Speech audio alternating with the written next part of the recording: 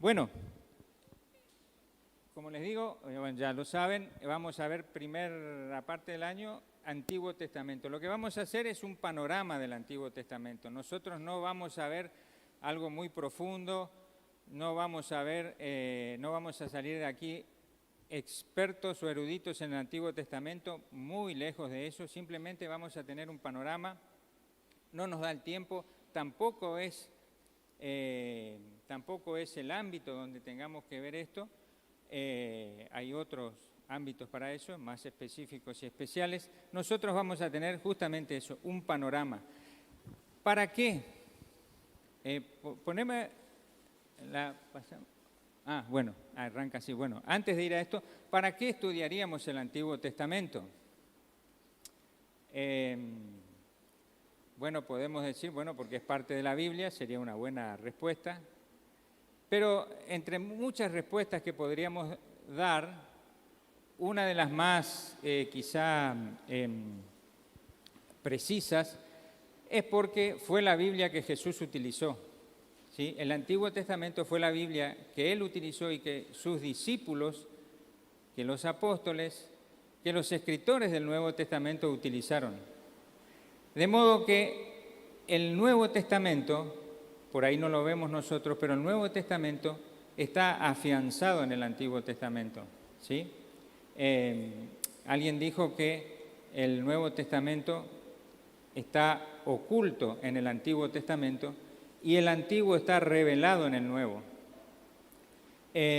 Nosotros vamos a tratar de ver cómo el Antiguo Testamento justamente apunta a la figura de Cristo. Esa es la forma o es la proposición que tenemos para estudiar el Antiguo Testamento. Se lo puede estudiar desde muchas ópticas o puntos de vista. Por eso nosotros no vamos a hacer un estudio muy técnico, para nada, sino que lo que vamos a ver o tratar de ver es cómo el Antiguo Testamento apunta a Cristo.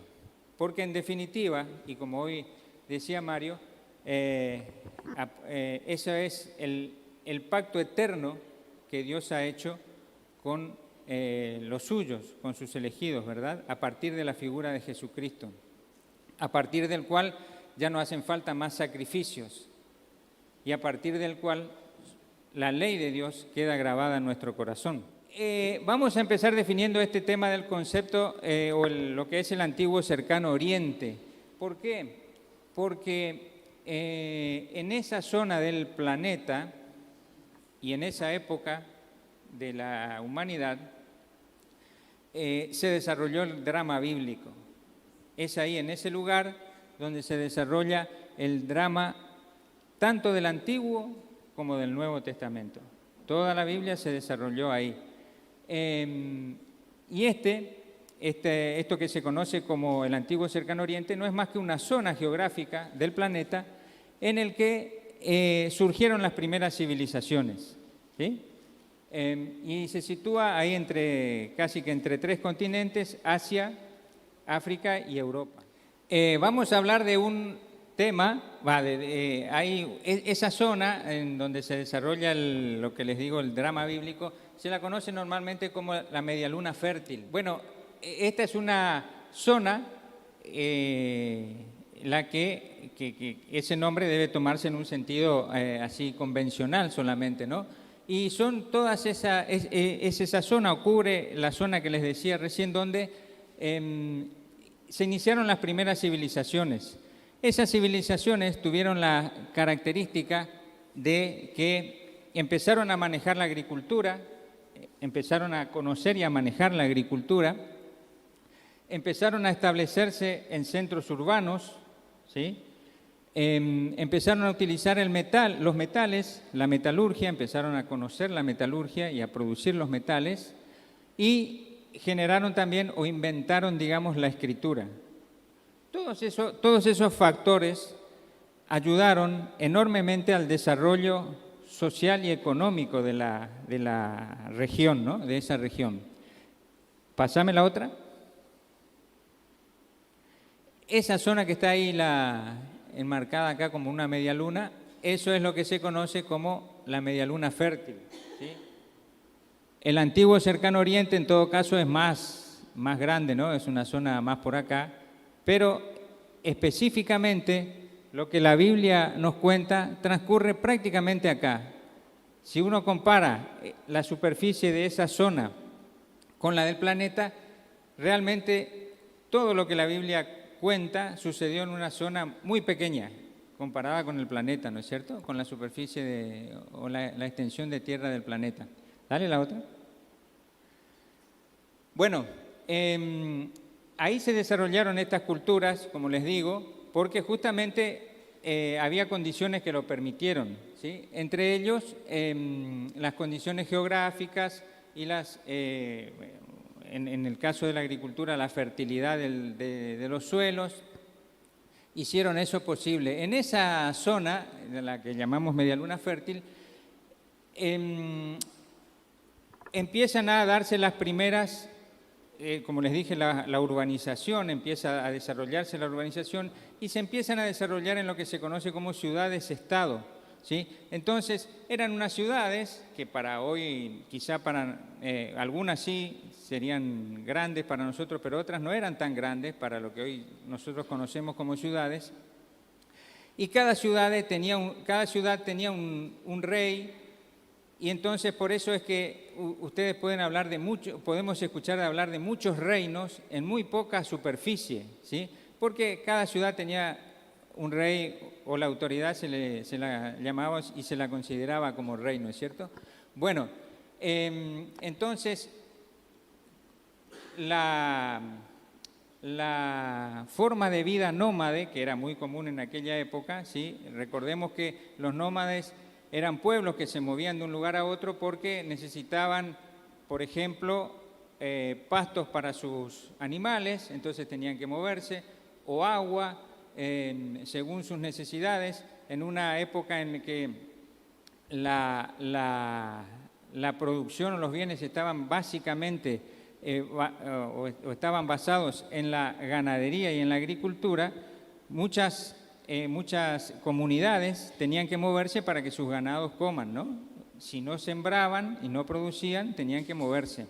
Bueno, hubo un momento de la historia de la humanidad en que los nómades empiezan a establecerse, por alguna razón se empiezan a quedar porque encuentran buenas tierras y, como les decía, empiezan a manejar la agricultura, entonces no hace falta que se muevan, tienen buenas condiciones de agua, de clima, de suelo, etcétera, se empiezan a quedar, entonces surgen estas ciudades-estado, los nómades se empiezan a establecer y, bueno, se empieza también o surge, crece en realidad porque ya existía el comercio, ¿sí?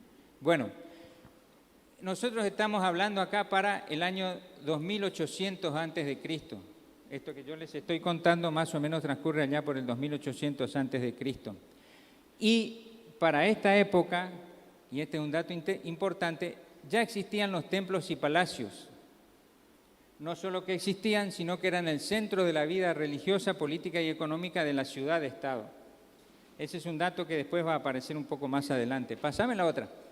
Bueno, en esa zona de la medialuna fértil, como les decía, a medida que las comunidades se fueron estableciendo, dejaron de ser nómades, se empiezan a desarrollar artes, oficios, la metalurgia, como ya dijimos, básicamente porque empezaba a haber plata, porque la agricultura empezaba a dejar plata, lo mismo que ahora, digamos, diría, sobre todo en los países como el nuestro, en que el campo, decimos, es tan importante, es el motor del país. Bueno, eso ya pasaba allá por el 2800 antes de Cristo, y eso empezó a generar excedentes de dinero, y ese excedente de dinero empezó a caer, digamos, en otras manos, y permitió que algunas personas pudieran dedicarse exclusivamente a oficios particulares y los fueran desarrollando. Y así también aparecen no solo los oficios, sino el arte, ¿sí? Bueno, en aquellas sociedades de aquel lugar y en aquella época que estamos considerando, los dioses eran los que controlaban la religión, los que controlaban la naturaleza, perdón. Los dioses eran los que controlaban la naturaleza. Y entonces surge también este concepto de religión, que es tan antiguo como la humanidad, con la intención de poder manejar a los dioses, ¿sí? Yo te doy esto a cambio si vos me das lo otro, ¿sí? Servía como moneda de intercambio, porque lo que a nosotros nos interesa es, si bien vamos a ver los primeros 11 capítulos de Génesis, que cubren esto, creación, desde la creación hasta el suceso de la Torre de Babel, nosotros nos vamos a enfocar fuertemente desde acá hasta acá, ¿sí? Desde los que dice acá patriarcas hasta el exilio retorno. Todo esto, acá están las fechas aproximadas, ¿sí? Todo eso, es decir, todo el Antiguo Testamento, sacando los primeros 11 capítulos de Génesis, cubren más o menos 1670 años, ¿sí? Para tener una idea. Lo que nosotros vamos a ver es la historia de 1670 años, más lo que veamos desde la creación hasta el conflicto en Babel. Pásame la otra. Bueno, vamos a pasar rápido. Básicamente, en esa época y en esa zona, y medio que escalonadamente, fueron apareciendo 4 etnias principales, que básicamente fueron estos, los asiánicos. Yo no vamos a entrar a mirar esto, es lo que yo les decía, no miraremos esto, pero yo les voy a mandar este material para que ustedes lo vayan leyendo. Pasame la otra. La otra etnia eran los semitas, esto quizás ya les suena más familiar. La otra, indoeuropeos, y la última, los camitas o egipcios. Dale la otra. De estos 4 grupos, los más importantes para nosotros son los semitas y los indoeuropeos, porque ellos van a ser los protagonistas en el antiguo. La otra, dale, pasala nomás. Semitas, bueno, acá hay una descripción un poquito más amplia de los semitas, que les digo, son la etnia principal o protagonista de nuestra historia, y básicamente acá lo que nos cuenta es que ellos se fueron metiendo en esa zona de manera lenta, de manera progresiva, y bueno, acá justamente yo les hablaba hoy de los nómades. Acá ellos eran nómades originalmente, y bueno, acá hay una serie de explicaciones de por qué favorecieron a que los semitas entraran en esa zona, ¿no? Se establecieran en esa zona. La siguiente. Acá hay una descripción o detalle de algunas de esas familias que componen la etnia semita o la componían, y acá van a ver ustedes que están los acadios, que estos todavía no entran en nuestra historia, los amorreos o amoritas, estos ya los conocemos más, ¿sí? Ya hemos leído en la Biblia de los amorreos, y después los arameos, ¿sí? También los arameos y los caldeos. Ellos entran entre el 1100 y 1000 antes de Cristo, pleno, que es justamente la época, en el medio de la época que nosotros estamos considerando. Y después, bueno, los árabes, que ya es como que nos quedan un poco más, si bien entran en el periodo de tiempo, en la ventana de tiempo que nosotros consideraremos para el estudio del Antiguo Testamento, todavía no tienen mucha preponderancia. Como les decía, la zona donde se desarrolla la historia bíblica era la medialuna fértil, y más específicamente se va a desarrollar acá en esta zona, que es lo que se conoce como Palestina, ¿sí? Hoy bueno, siempre en conflicto, un poco más ampliado es todo esto, ¿sí? Acá se ve el Mar de Galilea y el Mar Muerto, por ejemplo, ¿sí? Bueno, ahí, esa es la zona protagonista de nuestras historias, del desarrollo del Antiguo Testamento, que, como les dije, ese desarrollo del Antiguo Testamento apunta a alguien que acá, no sé, cerca donde está el punto, hace 2000 años lo colgaron en una cruz, lo clavaron en una cruz, ¿sí? En algún punto ahí del mapa, ahí fue. Bueno, el estudio que nosotros vamos a hacer apunta a esa persona. Acá hay una cuestión interesante de mencionar, y es que la revelación bíblica se da dentro de una cultura existente.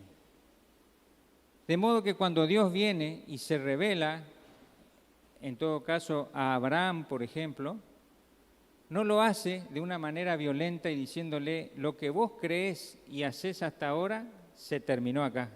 Y a partir de ahora haces lo que yo te diga. Dios no se reveló de esa manera, sino que no rompió con las cuestiones culturales del momento. No lo hizo, sino que se infiltró en esa cultura, de manera que en ese marco cultural Él dio su revelación. Como dice acá este texto en rojo, la revelación no constituye una ruptura de la cultura existente, sino que se manifiesta a través de los elementos materiales que ya existían y que no eran de los israelitas. Saquémonos por ahora de la cabeza la idea de los israelitas. Todavía los israelitas no existen como tales, ¿sí? Saquémonos de la cabeza eso. Pero sí existían elementos o instituciones como el templo, matrimonio, propiedad, conceptos de honor, todo eso existía ya. El israelita luego lo va a tomar para sí porque forma parte de esa cultura. Y en esa cultura interviene Dios. Y de esa manera Dios hace pie en ese pueblo, en ese clan o en esas familias que después terminan formando Israel, sin violentar lo que culturalmente ya eran. Es como que Dios viniera ahora acá y nos dijera a nosotros, ¿saben qué? Se prohíbe el chamamé para ustedes, no existe el chamamé. ¿Sí? Va a ser un problema, va a ser un gran problema. No, Dios se hubiera revelado en nosotros, entre nosotros, usando el chamamé, aplicando el chamamé.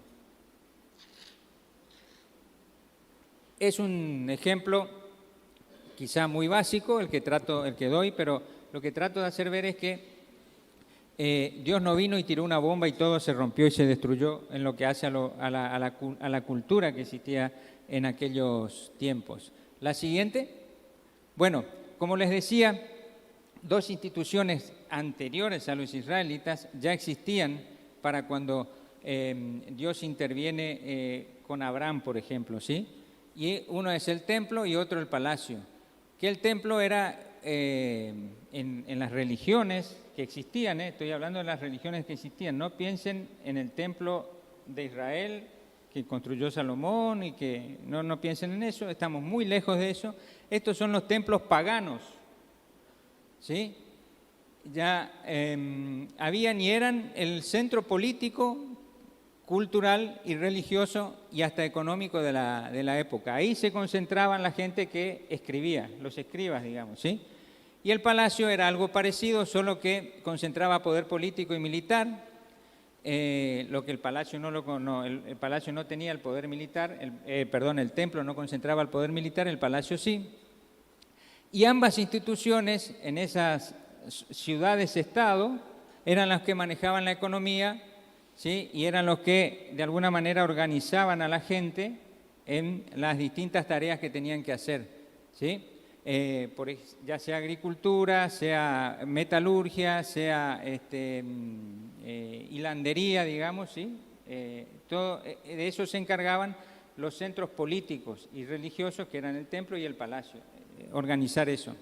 Bien, los núcleos sociales que había en aquella época, ahí en el antiguo cercano oriente o en la media luna fértil, fueron grupos sedentarios, ¿sí? Que era gente que ya estaba establecida y se quedaba ahí, en esa ciudad-estado, y esta gente producía estructuras estables, construcciones duraderas y producción agrícola. Y otros eran nómades, y había dos tipos de nómades, eran los nómades abiertos y los circunscritos. Los abiertos eran los que viajaban distancias enormes, moviendo sus pertenencias, y los circunscritos eran los que por lo general andaban cerca de alguna ciudad y ahí nomás se quedaban, ¿sí? No se iban muy lejos. La otra, bueno, hace 2 o 3 filminas atrás, o diapositivas atrás, yo les comenté, bueno, hablé de templo, palacio, honor, familia, propiedad. Bueno, la propiedad es un concepto que la gente de la época lo tenía y lo tenía bien claro, solo que bastante distinto a lo que es para nosotros los occidentales en esta época de la historia de la humanidad.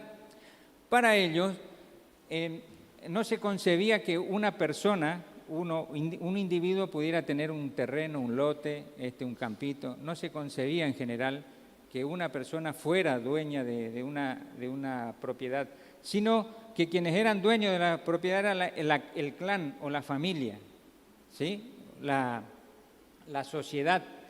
No existía el concepto de propiedad individual, hoy tan de moda, ¿sí? Así que el individuo participaba de los beneficios de la comunidad y de los beneficios que ese terreno podía darle o esa propiedad podía darle, siempre que se mantuviera relacionado con el clan y armónicamente con el clan, ¿sí? Entonces, un concepto que tenemos que tener en cuenta es que no existía la propiedad privada y que si ese individuo hacía una macana en la familia, en el clan, ¿sí?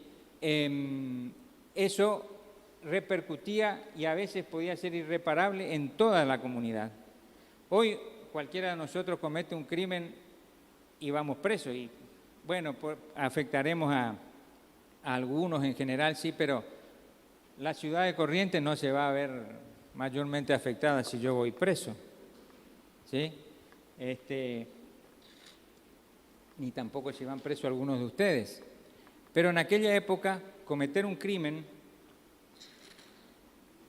o una falta, digamos, para no ser tan drásticos, generaba problemas a toda la comunidad, ¿sí? Porque el sentimiento era comunitario, ¿sí? Así como la propiedad era de todos, la conducta también era de todos. Bueno, el otro concepto es el de familia. Y acá era muy importante el tener una familia. Así como era importante formar parte de un clan, era muy importante tener una familia. Por eso es que vemos en la Biblia historias de mujeres que están abatidas porque no pueden tener hijos. Eso era un problema para ellos, un problema social. Y porque la descendencia aseguraba continuidad y supervivencia de los ancianos. Entonces, hablamos de la descendencia, el honor era algo que era necesario, había que tener honor, ¿sí? Y el honor era justamente lo que indicaba cómo debía comportarse el individuo dentro de la sociedad, dentro de su grupo y con otros grupos.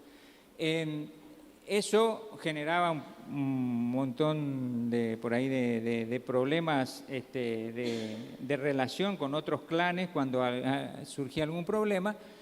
El otro elemento que tenía que ver con la familia es que estaba prohibido el incesto y otras prácticas sexuales que ponían en peligro la salud, digamos, grupal, individual y grupal en la comunidad. Algo que era que estaba aceptado y era la venganza de sangre. Si alguien le hacía un daño a algún pariente, el pariente más cercano tenía que ir a repararlo, inclusive a veces con una medida extrema, ¿no? Como podía ser el asesinato a otro. Bueno, por ahí se sigue usando eso en algunos lugares.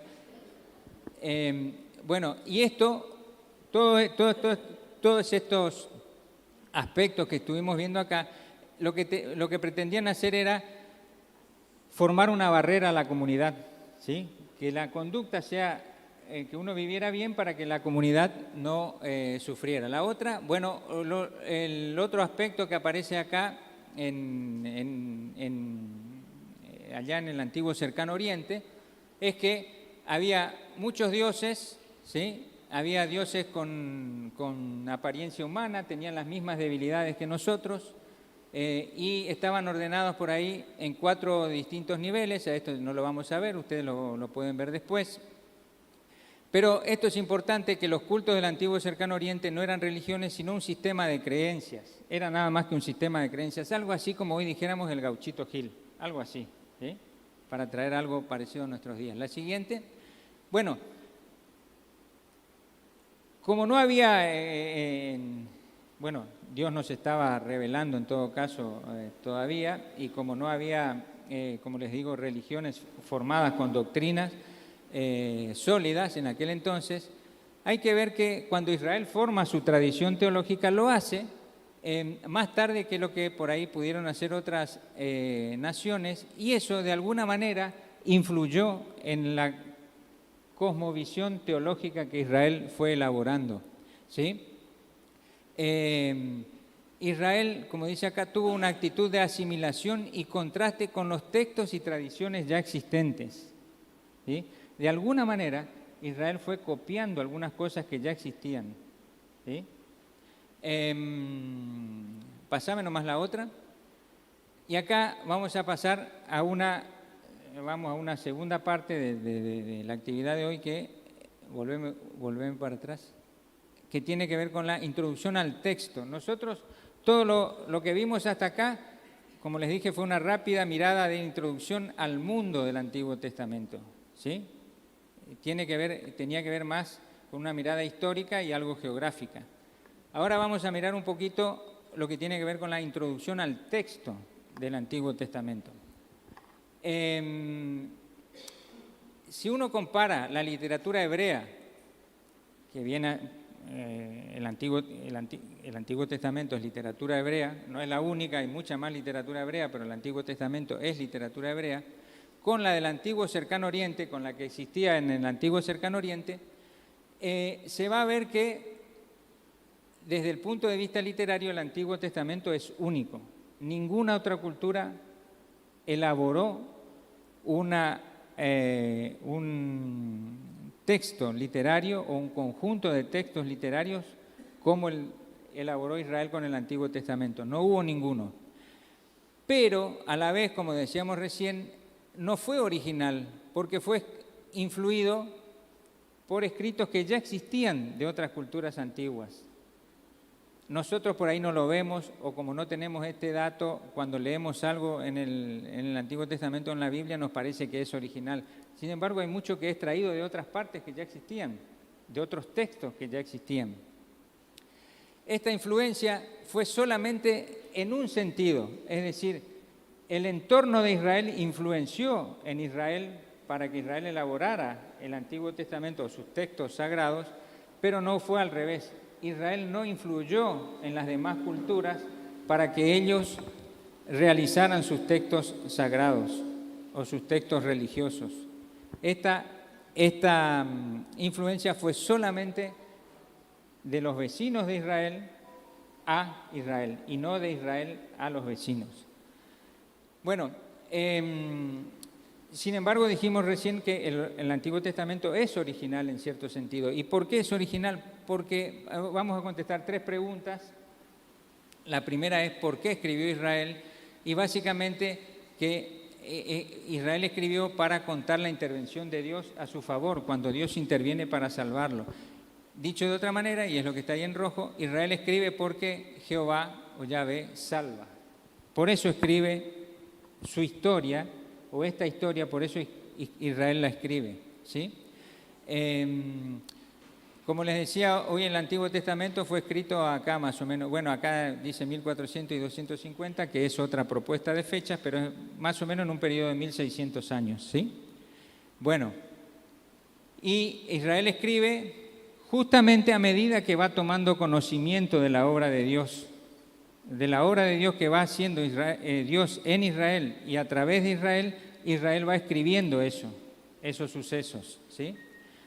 La otra, bueno, el Antiguo Testamento no es un libro científico, la Biblia no es un libro científico, aunque puede tener parte de ciencia, pero no es un libro científico, sino que lo que le importa contar es el mensaje de salvación que se ha hecho a través de Israel, ¿sí? Eso es lo que le interesa.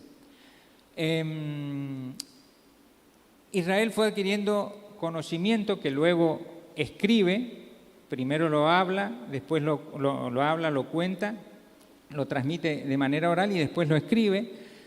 Y a medida que empieza a adquirir ese conocimiento, lo fue escribiendo, ¿sí? A medida que se fue relacionando Israel más tiempo con Dios. A medida que Dios se relaciona con ellos, más sucesos para escribir van apareciendo, más hechos y circunstancias y vivencias. Israel avanza a un pensamiento más maduro y acabado a medida que gana en experiencia, ¿sí? A medida que va conociendo más de Dios, sigue escribiendo. La otra, la primera pregunta era ¿por qué escribió Israel? Y era que escribió para contar exactamente, porque Dios salva, ¿sí? Para contar la obra salvífica. Ahora, ¿qué es lo que escribe Israel? Bueno, Israel lo que hace es elaborar textos que puedan expresar una respuesta adecuada a esas acciones salvíficas. Es decir, bueno, escribió porque Dios salva. Y ahora, ¿qué cosa es lo que escribe? La respuesta de Israel a esa intervención salvífica de Dios. Eso es lo que escribe, eso es el Antiguo Testamento. ¿Cómo reacciona Israel a la intervención salvífica de Dios a su favor? Bueno, como dice ahí el Antiguo Testamento, esto yo creo que lo saben casi todos, fue escrito con gran número de géneros, estilos, teologías, etcétera. Hay muchos estilos literarios en el Antiguo Testamento. Pasame la otra. 4 elementos que se destacan en el Antiguo Testamento, simplemente vamos a mencionarlos así. Hay mucha rica y variada confluencia de perspectivas de distintas escuelas teológicas, ¿sí? Hay mucho aporte teológico, eso es lo que quiere decir. Luego, a pesar de que hay mucho aporte teológico, hay mucha coherencia entre lo que se escribe, ¿sí? De tal manera que se alcanza, nosotros cuando pensamos en la Biblia pensamos en un solo libro, ¿sí? Y sin embargo, la Biblia está escrita en todo caso por 2 partes, si queremos, está compuesta por 2 partes, el Antiguo y el Nuevo Testamento, y a su vez el Antiguo Testamento es un montón de textos que fueron escritos a lo largo de muchísimos años, con distintos estilos, distintas personas, etcétera, en distintas circunstancias, pero hay una unicidad íntima y esencial. La otra, el Antiguo Testamento no se escribió en una sentada, no se sentó alguien y lo escribió, o 2 o 3 y lo terminaron en un mes. El Antiguo Testamento se escribió durante muchísimos años, ¿sí? Entonces hay un desarrollo progresivo de ideas que avanzan hacia un sentido integrador. Los judíos o los hebreos no se daban cuenta, pero hoy al otro lado de la cruz, como estamos nosotros, ese sentido integrador es Cristo, ¿sí? Y finalmente el otro elemento que se destaca es que Dios revela no conocimientos generales, sino los necesarios para una vida consagrada y adorante a Él. Eso es lo que a Dios le importó destacar o revelar. Hay muchas, en general podemos decir que hay conocimientos generales para vivir bien, digamos, pero lo que Dios le importó revelar era esto, conocimientos para que lo podamos conocer, tener una vida consagrada a Él y adorarlo, sobre todo para los judíos en el Antiguo Testamento. Y la última pregunta es ¿para qué escribió Israel? Bueno, básicamente lo que escribió para que se pueda recordar, proclamar y transmitir a sus contemporáneos y generaciones sucesivas la salvación que Dios ha hecho en Israel y que eso no se pierda, sino que se sepa en las distintas generaciones. Y básicamente son textos que esperan ser creídos y practicados antes que conocidos. Antes que conocidos quiere decir antes que conocidos intelectualmente. Como les decía hoy, Israel no tuvo problema en utilizar moldes literarios existentes. Cuando uno lee algunos textos bíblicos, muchos comentaristas van a hacer referencia, es muy común a un código de un tal Hammurabi. Bueno, entonces el Antiguo Testamento tiene elementos de ese código, que era un código, ¿de qué origen? ¿Vos te acordás? Babilónico, babilónico, exactamente. Bueno, la escritura, como les decía, del Antiguo Testamento fue escrito en hebreo y arameo, ¿sí? Y recién cuando entran los griegos en la zona ya por el 300 y pico antes de Cristo, los textos se traducen al griego. ¿Sí? Como decíamos acá, ya dijimos, fue escrito a lo largo de varios siglos, ¿sí? Hay una conjugación de la revelación divina y experiencias históricas que sucedieron en medio de las cuales Dios se reveló a Israel, ¿no es cierto? Y eso se escribió de distintas maneras, en distintas épocas, por distintas personas, con distintos estilos. Y acá dice que el canon del Antiguo Testamento, es decir, la definición de qué libros forman el Antiguo Testamento, si el paquete de libros que forman el Antiguo Testamento, no se realizó en pocos años, sino que llevó muchísimo tiempo. Algunos dicen que para la época de Jesús el canon del Antiguo Testamento ya estaba cerrado, otros dicen que no, que todavía se extendió un poco más, como hasta el 200 después de Cristo. A mí no me pregunten, yo no lo sé, pero lo que sí sabemos es que duró muchísimo tiempo la definición de qué libros iban a formar parte de la Biblia hebrea, llamemos así, ¿sí? Bueno, ¿la otra? Sí. Los deuterocanónicos son libros, textos, que los judíos no decidieron incluir en sus escrituras. Los libros que nosotros tenemos en el Antiguo Testamento son exactamente los mismos que los de la Biblia hebrea, ¿sí? Son los mismos. Y casi ordenados de la misma manera. No es de la misma manera que están ordenados, pero parecido. Pero los deuterocanónicos son otros libros que no se consideraron escritura inspirada y por lo tanto no formaron parte de las escrituras hebreas. Las Biblias católicas tienen más libros que las Biblias, llamémosle así, evangélicas, tienen más libros, y esos son los libros también llamados apócrifos, ¿sí? De modo que para los hebreos no constituyeron escritura inspirada y por eso no lo pusieron, pero bueno, cuando las versiones católicas establecieron su canon o qué libros iban a formar parte de la Biblia, sí los incluyeron. Yo no leí ninguno, creo que ¿alguien sabe cuántos libros? Como a 14 primero, 7. Bueno, la Biblia católica tiene 7 libros más que las nuestras. Si nos cuesta leer la nuestra, imagínense que hay que leer 7 libros más en la católica. Bueno, pero no están esos en las Biblias hebreas, en las escrituras hebreas, ¿sí? Bueno, ¿cómo se hizo el Antiguo Testamento? Es lo mismo que el Nuevo, pero nosotros nos enfocamos en el Antiguo. ¿Cómo se hizo el Antiguo Testamento? Bueno, primero hubo una etapa oral en donde las historias se contaban de manera oral, porque la gente no escribía, eran muy pocos los que podían escribir, entonces los sucesos, los acontecimientos se contaban y se hablaban y se memorizaban, y de esa manera se transmitían. Esa fue la primera etapa de la redacción del Antiguo Testamento. La segunda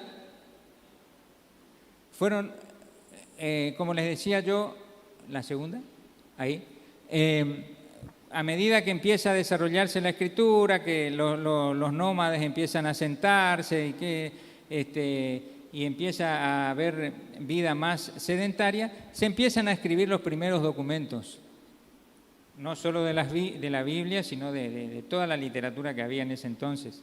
Se empiezan a escribir los primeros documentos. Y esto se cree que empieza a ocurrir a partir del Éxodo. Primero, porque si pensamos que la gran mayoría cree que el Pentateuco, o sea, los primeros 5 libros de la Biblia, fueron escritos por Moisés. Él es el autor. Bueno, si esto es así, cierra bastante, porque Moisés fue formado en Egipto, en las mejores universidades de Egipto, y él conocía la escritura, de modo que sabía escribir. Y además tuvo 40 años en los tiempos que sus muchachos no le daban dolor de cabeza, tuvo tiempo para sentarse e ir escribiendo algunas cuestiones, ¿sí? Entonces, cierra muy bien con el hecho de que los primeros documentos escritos hayan aparecido a partir del Éxodo, ¿sí?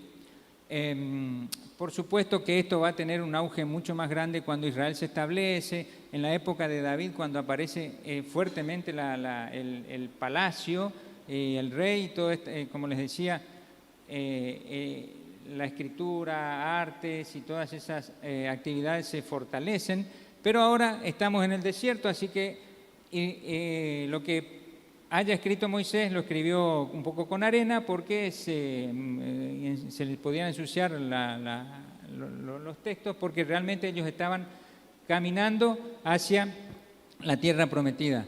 Y estos textos fueron los núcleos alrededor de los cuales se escribieron los libros del Antiguo Testamento. Otros sostienen que Moisés no escribió de punta a punta el Antiguo Testamento, sino que escribió porciones y después otras personas fueron agregando textos también por tradición oral y por otros materiales escritos, de modo que en algún momento se terminó de dar forma a lo que hoy nosotros conocemos como los libros bíblicos, ¿sí? Son distintas teorías que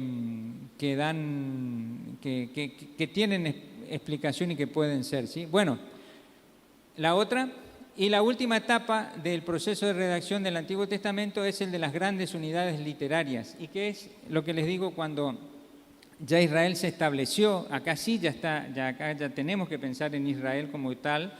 Ya Israel se estableció, ya es una nación, tiene una ciudad, tiene un templo o tiene un palacio, tiene un rey, tiene autoridades, tiene ejército, tiene riqueza. Bueno, ahí los muchachos ya con tiempo y con recursos se sientan a armar los distintos libros de la Biblia. Sí, ya los escribas ya habían empezado antes, ahí se desarrollan más porque los escribas tenían que cobrar también, ¿no es cierto? Entonces, de modo que necesitaban que alguien les pague. ¿Quién les pagaba? Bueno, el Estado, porque eran oficiales del Estado. Era como hoy, digamos, el empleado del Estado, ¿sí? Bueno, era más o menos lo mismo. Y ahí sí empiezan a crecer, ahí hay escuelas de escribas, escuelas de profetas, aparecen muchas actividades que son posibles cuando uno está sentado. Si está dando vuelta con los animales por el desierto es más difícil de tener una universidad, ¿no es cierto? Salvo que sea de veterinaria a lo mejor. Bueno, entonces a partir de que Israel se asienta, se sedentariza, empiezan a desarrollarse y se dan las unidades literarias mayores. Cuando hablamos de unidad literaria mayor, una unidad literaria mayor puede ser un libro completo. Por ejemplo, el Génesis. El Génesis es una unidad literaria mayor, o un poco más todavía el Pentateuco, ¿sí? Como les dije, algunos sostienen que Moisés escribió algunas partes y después otros fueron agregando y fueron acomodando hasta dar con la unidad literaria terminada. Bien, la otra. Bueno, ¿cuándo se definió qué libros iban a formar la Biblia? Bueno, a partir del exilio babilónico de Israel, ¿sí? Y luego del exilio, cuando Israel vuelve, ya vuelve con otra idea, ya vuelve con la experiencia de que su nación desapareció, de que fue conquistado, de que fue llevado al exilio y que ahora forma parte de un imperio, ¿sí? A quien le debe pagar impuestos y no es una nación libre, digamos. Cuando Israel repiensa todo eso, se fueron compaginando, se fue armando lo que nosotros conocemos como el Antiguo Testamento, ¿sí? Y esto ocurre más o menos entre el 450 y el 100 a.C. Como les dije hoy, algunos sostienen que para el tiempo de Cristo el canon estaba terminado, pero otros dicen que no, es decir, ahí no se ponen de acuerdo los eruditos, pero no importa, porque en definitiva, de última para el segundo siglo después de Cristo, eso sí ya estuvo terminado. Y Jesús, dicho sea de paso, siempre le dio autoridad de escritura a lo que nosotros tenemos como Antiguo Testamento. Para Jesús eso fue la escritura. Cuando él mencionaba la ley, los salmos y los profetas, ¿sí? Bueno, a pasarle acá, esto queda ahí para que... ¿Por qué se cerró el canon? Bueno, esto es interesante porque a veces los judíos tuvieron que apurarse en algún momento a cerrar el canon porque había muchos problemas que podían atentar contra el desarrollo teológico que estaban teniendo, ¿sí? Eso pasó también con el Nuevo Testamento, dicho sea de paso. El Nuevo Testamento en algún momento se reunieron en concilios los cristianos y dijeron hay que darle forma, digamos, cuáles son los libros del Nuevo Testamento y cuáles no, porque había gente que sostenía que había que sacar algunos libros y que había que meter otros, en fin. Lo mismo pasó con el canon del Antiguo Testamento, de modo que las tres razones principales que hicieron a los judíos a que definieran el canon fueron que aparecía mucha literatura apocalíptica, ¿sí? La caída de Jerusalén en 70 después de Cristo, o sea, después de que Jesús ya había ascendido, y cuando surge el cristianismo. Para el judaísmo el cristianismo era una secta peligrosa y por eso también el cristianismo fue una causa por la cual tuvieron que cerrar el canon. Bueno, de acá hasta el final de esto ya son distintas versiones antiguas del Antiguo Testamento, que acá yo les dejo el material para que ustedes la vean. Pasá nomás, Septuaginta, Pentateuco, Samaritano, los Targúmenes, otras versiones griegas, el texto masorético y texto de Qumran. Y creo que ahí termina. Bueno, esto para terminar, básicamente todas las otras filminas ustedes tienen ahí como material de lectura, si péganle una lectura porque es cortito, pero las escrituras hebreas que, como les dije recién, coinciden con nuestro Antiguo Testamento, tenemos los mismos libros, ellos tienen divididos en tres cuerpos o en tres cuerpos, que son la Torá, lo que nosotros conocemos como Pentateuco, los mismos libros, vean Génesis, Éxodo, Levítico, Número, Deuteronomio. Después, el cuerpo de los profetas, que para ellos, por ejemplo, Josué, Jueces, Samuel, Reyes, son libros proféticos, para nosotros no, son históricos, los vemos así. Y por supuesto están Isaías, Jeremías, Ezequiel y los 12 profetas menores, ¿sí? Y después para ellos tienen un cuerpo que llaman escritos, que ahí están Salmos, Proverbios, Job, Cantares, Ruth, Lamentaciones, Esther, Eclesiastés, Daniel, Esdras, Nehemías, Crónicas. Fíjense, Daniel para nosotros es profeta mayor, Crónicas es un libro histórico, Esdras y Nehemías son históricos, así los tienen ordenados ellos. Nosotros en todo caso también tenemos en tres cuerpos, o podemos tener en tres cuerpos, que son los llamados escritos, eso lo vamos a ver más adelante. Los poéticos, que solo son 5, ¿sí? Son Salmos, Proverbios, Job, Cantares y Eclesiastés, que está acá. Y después tenemos el cuerpo, lo que llamamos los profetas, ¿sí? Bueno, estos tres cuerpos, la Torá, los Neviim, no sé cómo se pronuncia, pero Neviim y Ketuvim, esto es en hebreo, ¿sí? Ketuvim quiere decir escrito, Neviim profeta y Torá es ley o instrucción. Si ustedes juntan la primera letra de acá, la primera letra de acá y la primera letra de acá y las llevamos acá, Tanakh, tenemos cómo se llaman las escrituras hebreas. Las escrituras hebreas se llaman Tanakh, el Tanakh. No es el Antiguo Testamento para ellos o la Biblia, sino el Tanakh. Tanakh es una palabra hebrea que se forma con las primeras 3 letras de cada uno de estos 3 cuerpos, ¿sí? Y son estas 3 letras, acá. Lo que pasa es que en la época en que esto se escribió así, todavía el hebreo no tenía vocales, entonces por eso no aparecen las vocales acá. Y alguien le metió una A entre medio de la T y la N y otra A en medio de la N y la K, porque suena así. Entonces, esto es lo que nosotros vamos a estudiar, la Tanakh, ¿sí? Que son las escrituras hebreas, que vuelvo a decirles, lo que hacen es apuntar a Cristo. Esa es la mirada que nosotros vamos a tener.